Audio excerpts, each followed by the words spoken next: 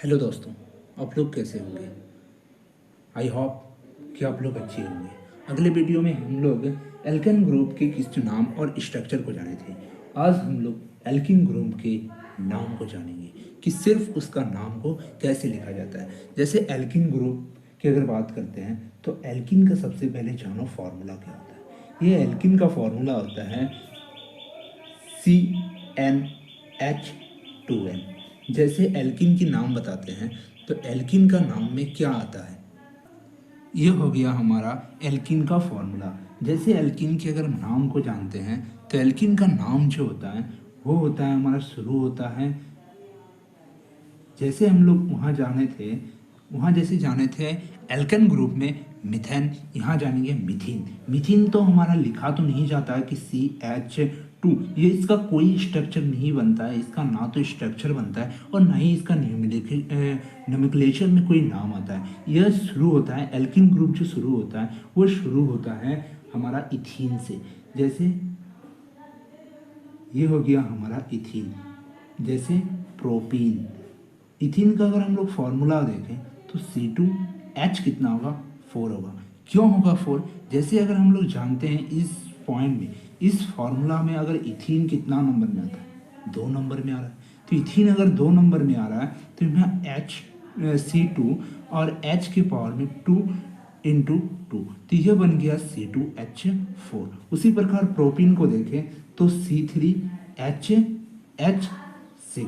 अगर हम लोग ब्यूटेन को देखें तो ब्यूटेन जो होता है वो होता है C4H8। उसके बाद आता है पेंटेन,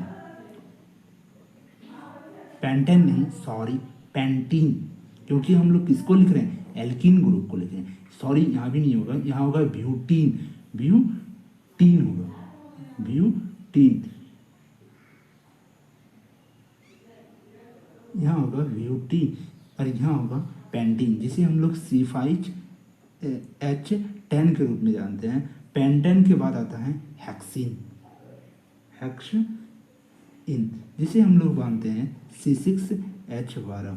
वही अगर हम बात करते हैं हेक्सिन के बाद आता है हेप्टेन, हेप्टीन, हेप्टीन जो होता है वो C7H12 होता है। मतलब इसका नाम लिखना तो आसान है, अगर हम लोग कार्बन को उसमें लिखते हैं उसका डबल कर दिया जाता है हाइड्रोजन का, क्योंकि हम लोग इसमें क्या लगाते हैं, एल्किन हम लोग का पहले ही बोल देना चाहिए सॉरी, यहाँ एल्किन हम लोग का जो होता है वो डबल बॉन्ड की वैलेंसी को अवॉइड करते हैं।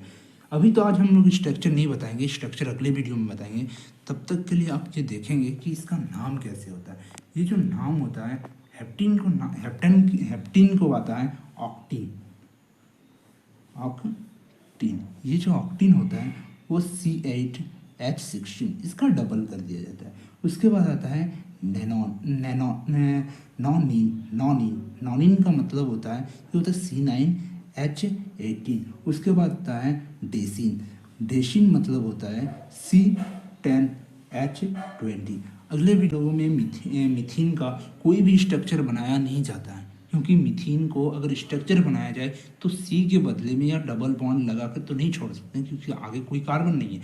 यहाँ तो 2 तो नहीं लगा सकते हैं, क्योंकि कार्बन का पूरे स्ट्रक्चर नहीं फुल होता है, क्योंकि कार्बन का वैलेंसी 4 होता है, जिसमें 4 एटम को ही वो पकड़ सकता है, तो यहाँ 2 एटम है, तो ये नहीं होगा। हमारा इथीन से शुरू होगा। इथीन का अगर हम स्ट्रक्चर देखें तो यहाँ डबल बॉन्ड लगता है।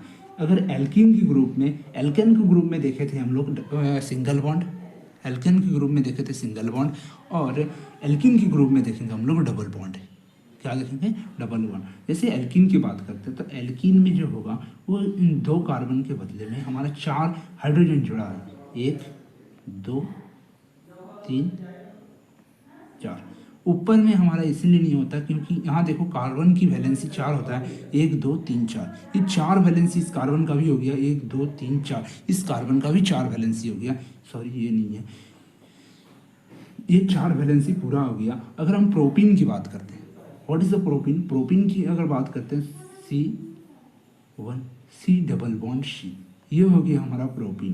प्रोपीन में यहाँ तो हमारा पूरे 4 कार्बन एटम लगेगा, फिर यहाँ से हम लोगों में क्या आएगा, 6 हाइड्रोजन जुड़ेगा।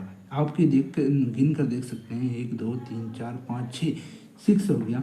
उसके बाद आता है ब्यूटीन। ब्यूटीन में हम लोग कितना आता है, 4 कार्बन आता है, लेकिन इसका डबल बॉन्ड पहले लगाया जाता है, जिसके तहत में इन्हें 1 कार्बन, यहाँ 1 कार्बन, यहाँ हमारा पूरा न्यूक्लिएशन में पूरे सिस्टम पुट करवाया जाता है। तो आप देख सकते हैं यहाँ कितना आया, हमारा 8 हाइड्रोजन आया। आप कमेंट में ज़रूर बताइएगा बाद बाकी का स्ट्रक्चर कैसा होगा। थैंक्स।